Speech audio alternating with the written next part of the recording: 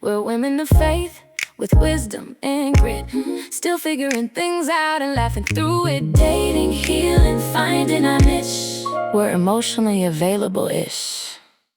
Hello, welcome to Emotional Available-ish, the podcast for mature women who are doing work, kind of, when they feel like it. Emphasis on the ish. Yeah, emphasis all the way on the ish. I'm Valerie. And I am Jada. And today we are going to talk about our body. Your body, my body. Our body. Our body. I caught my reflection getting out of the shower out of the shower the other day, and I did not recognize the woman looking back at me. What were you looking like, Val? What were you thinking? I was thinking, like, what happened to my body? Where's that 30-year-old body that I had? Okay, in a bad or good way? In a what happened kind of way. I can feel that, Val. So one day, I bent over, I picked up a sock, something I rarely wear, and I was like, 3 different parts of me literally filed a complaint. Oh, yes. Not a complaint. A formal complaint. That's funny. Anyway, but you know, this is the crazy thing about menopause or your body. Like when you're walking through a divorce and walking through so many different things, stress, you find yourself eating at midnight, laying in the bed, just eating things that you're not supposed to eat. And then you just wake up 10 years later and you're like, oh my God, what happened? Yes. And then you hit menopause. Whew. And now that's even double weight on you, and it takes forever for it to come off. I agree. So I don't know. It's like the body just does what it wants to do, and I'm having this conversation with the body, but the body ain't listening. I agree. And nobody really warns us because the body actually keeps receipts. We are thinking for the rest of our lives, oh my God, we're going to be fit and trim. I can eat what I want to eat. And guess what? That does not happen. Our body really keeps score. It does. And this is the thing. So let me be honest. I think people need to hear this. So after your divorce, how long did it take you to feel like, your body was yours again? That's really a good question, Val. That's really a good question. Honestly, longer than I thought. I thought I would be able to pop back in because for 28 years, I was literally a mom. I was a wife. I was an employee. I was an entrepreneur. I literally was a mom who did everything, and my body was the last thing that I thought about.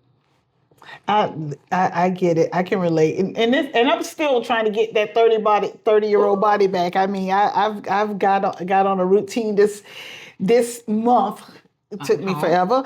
Got on a routine this month where I'm getting up every morning on my walking pad, doing 30 minutes, trying to watch what I eat, and just trying to get back into things. And I'm coming up on being an empty nester. My daughter is getting married in December, and it's like I need to take my life back. Yes. My body back. Yes, and I agree. We take advantage of our body. We don't really take care of it because we're so used to taking care of everybody else and not ourselves. I understand the empty nest syndrome. It literally just happened to me. My daughter is now in college, so now I'm I'm excited, but I think it's there's kind of two-sided. One side is I'm glad she's gone because I finally get some peace, but I also miss her, right? Because I'm like, I have not been an empty nester in 28 years. So to literally start over has been quite interesting. I definitely get that because when Jordan went away for college, I think for the first 3 months I cried. Let me tell you about this girl. I even went up to the school, because she used to braid my hair. I even went up to the school and I packed my bag. I thought I was going to spend the night. That girl braided my hair. It was like almost midnight and sent me back home because her and her friends was having a party and she did not want me to stay. And the school was an hour and a half away. My feelings were so hurt, I think I cried all the way home.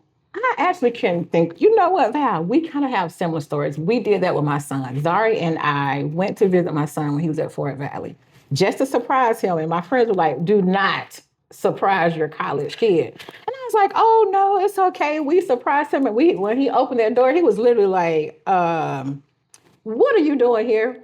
So he was nice about it, but he took us in. He was like, okay, Mom, time for you to go.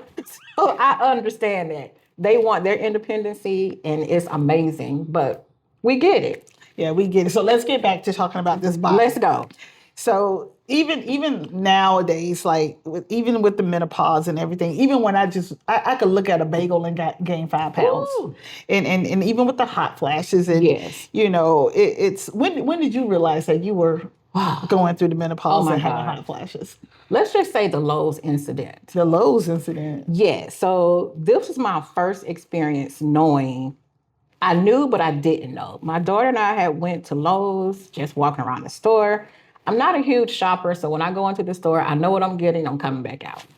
It was horrible for me because I started feeling like these emotions. I went from being angry to, when I tell you I was heated, I was mad, I was sad. I was like, do I call my mom? Like, do I cry? Like, pick me up. Like, I need help. I literally had my first menopause breakdown. I was freaking out, trying not to freak my daughter out. It was my very first time. Can you remember yours or a I time? remember mine wasn't so much emotional. It's just the hot flashes. I could just remember sticking my head in the freezer.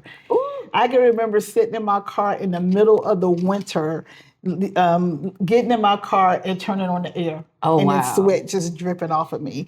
So I can remember that. And that part is just like they don't ever go away. No. Like they take a break. I agree. I think that my they be on a mental break. Half of the time, like I could go 3 months and not have a hot flash, Oh, wow. and then all of a sudden they come back with a Oh, wow. vengeance. And it's like even getting ready to come to do a podcast today. This morning. Oh my gosh. I understand that. Like mine, so they never go away. It was really bad for me. Like some people, I hear some women say they go from hot to cold, cold to hot. I think this is the first week I've ever experienced the cold. But I'm always on, I don't want to say this like in a bad way, but my body always feels like it's in hell. Like I never feel cool. I feel like I am always hot, literally sitting in the pits. That is so funny because it just made me think of it when we're in church and I sent Manson a text. I was like, it's hot in here. Oh, And he said, no, it's you. But, but it's the crazy thing. Okay, so give me one practical thing. If somebody's listening and standing in front of the mirror today hating what they see, what do you want her to do? I would actually probably say just think about one thing, because we always think about how can we go back and do the whole thing. We always focus on our stomach. We focus on our back ends. We focus on big parts. So I always say, let's think about one small thing. And today I decided, you know what? I'm always saying I'm going to do intermittent fasting. I'll do it for a little while. I'll do this for a little while, but I'm going to start just focusing on one thing. I think that's the key. If we focus on one small thing at a time, we'll get to that point where our goal is met quicker and more efficient. That's good. So you're going to focus on intermittent fasting. Yes. What are you going to do? Oof. I am going to focus on, let's see, the one thing I can focus on. Okay. Gosh, it's just so many. But the one thing I think with me, like I've already started being consistent with getting up every morning and walking, watching what I eat, and just enjoying life. I think a lot of going through menopause, going through empty nesting, going through body shame, and then stop. You know what? I need to focus on stop buying everything in black. Because in my mind, everything makes you look small. Yes. Because you're skinny and black. Hey, what are we doing today? We're in black. We're trying to make ourselves look small. Yeah. Yes. So I think that would be a good focus. And then just seeing the growth in that and just moving forward with that. But if anybody's out there today, I always say just take one thing and focus on one thing at a time. And then the next month, focus on another thing, and just do each thing that you're focused on for 30 days and just be consistent. Great. And then add another to it, add another to it. Before you know it, it's a year and you've already accomplished what you've set out to do. I think that's great. Doing something in 30 days. Pastor Kim talks about that all the time.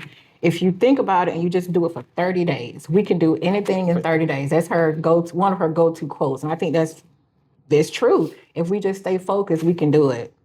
Absolutely. Right. Well, that is it for today. I am Valerie. And I am Jada. And we have enjoyed spending time with y'all. So tune in next week. And we'll see you then. Yes, for Emotionally Available-ish.